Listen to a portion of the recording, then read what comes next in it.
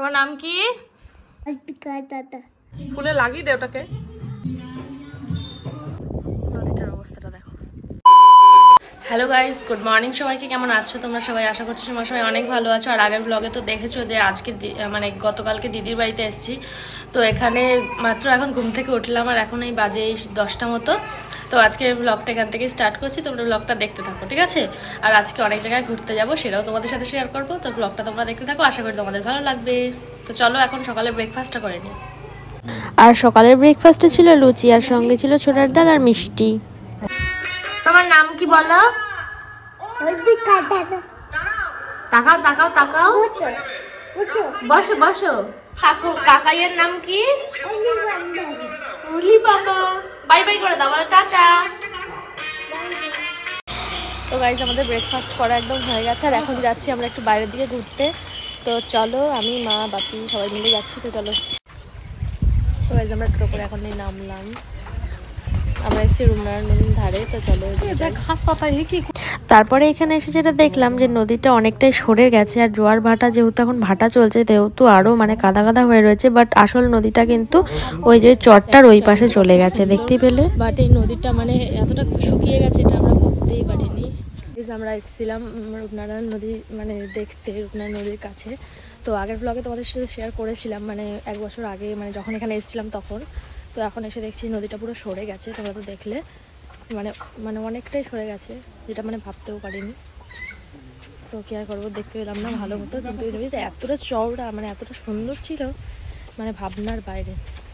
তো যাই হোক সরে গেছে, সেটা তো আর আমি জানি না কেন বা কী কারণে, হয়তো কেউই বলতে পারবে না। তো যাই হোক, কিন্তু জায়গাটা খুবই ভালো, খুব হাওয়া দিচ্ছে, দারুণ লাগছে।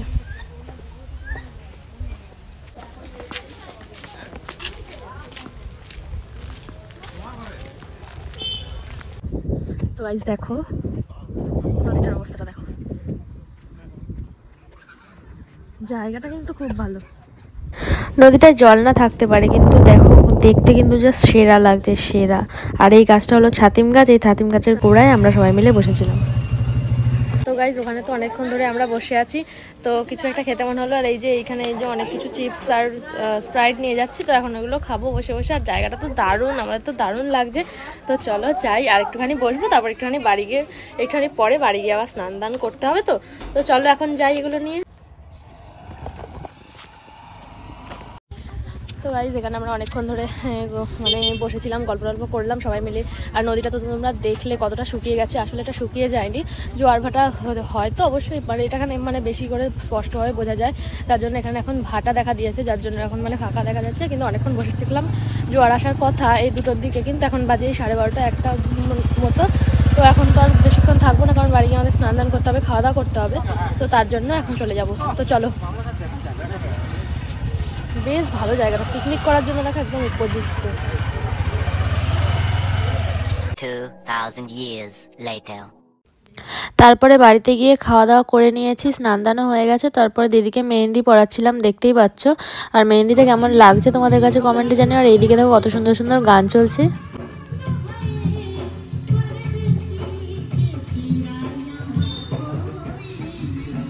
আর মেহেন্দিটা দেখো অনেকটা হয়েই গেছে, কেমন লাগছে তোমরা অবশ্যই কিন্তু কমেন্টে জানিও। আর বাঁ হাতের ডিজাইনটা দেখে দেখেই ডান হাতে করে দিলাম, দেখতেই পাচ্ছ বেশ কিন্তু ভালোই লাগছে ওর হাতে।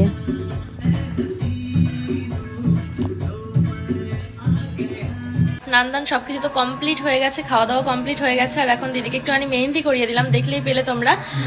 দিদির মেহেন্দিটা কেমন লাগছে তোমরা কমেন্টে জানাবে। আমি কিন্তু সবটা করে দিয়েছি। আর এখন সবাই মিলে মানে আমি, দিদি আর দাদাভাই 3জন মিলে গান শুনছিলাম, বসেছিলাম, গল্প করছিলাম, দারুণ মজা করছিলাম। তো এখন একটুখানি রেস্ট নেবো। তো সন্ধ্যেবেলা আমরা এক জায়গায় ঘুরতে যাবো, তো তোমাদের সাথে সেটা শেয়ার করবো। আর দিদিভাই আসলেই জানো যে দিদি ওদিকে একটুখানি ঘুরি, বেশ ভালো লাগে, জায়গাটা নতুন তো আমাদের কাছে।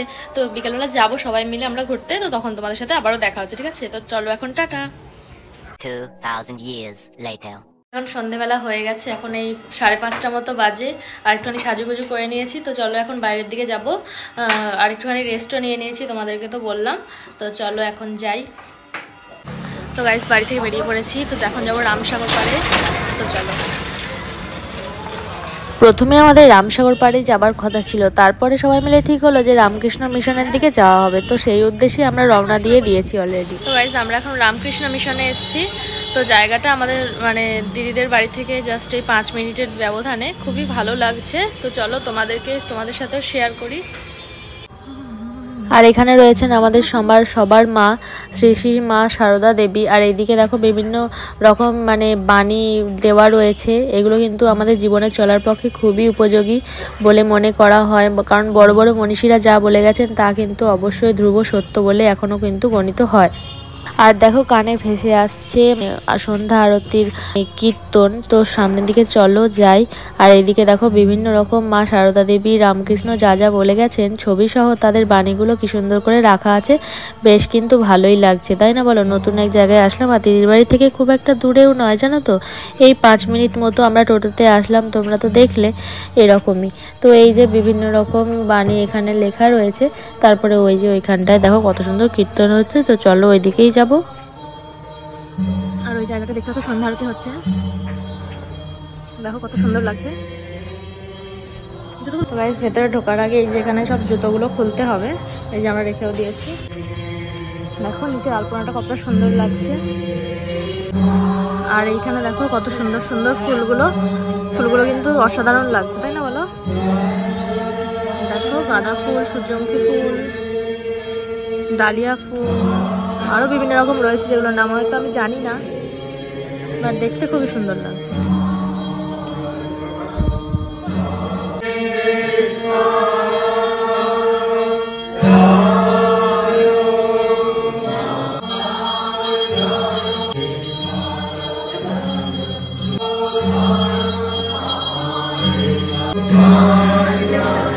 তো গাইস দেখলে ভেতরে কি সুন্দর মানে কীর্তন হচ্ছে, মানে সন্ধ্যা আরতি হচ্ছে, দেখতে পেলে খুব ভালো লেগেছে। খুব খুব মানে কি আর বলবো, দারুণ দারুণ। তো গাইস রামকৃষ্ণ মিশন থেকে সোজা টোটো করে চলে এসেছি বড়গুনা মন্দির। তো চলো এখন বড়গুনা মন্দিরে জুতো রেখে দিয়েছি, তো চলো উপরের দিকে যাই। আর এই মন্দিরটা খুবই জাগ্রত, একটা বড় ইতিহাস আছে, তোমাদেরকে সেটা বলবো। তো চলো।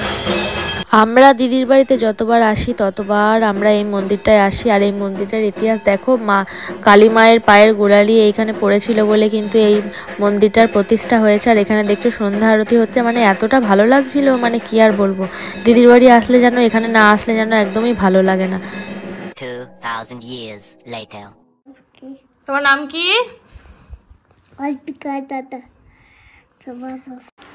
তো গাইস আজকের ভিডিও এই পর্যন্তই থাকলো, দেখা হচ্ছে তোমাদের সাথে নেক্সট ভ্লগে।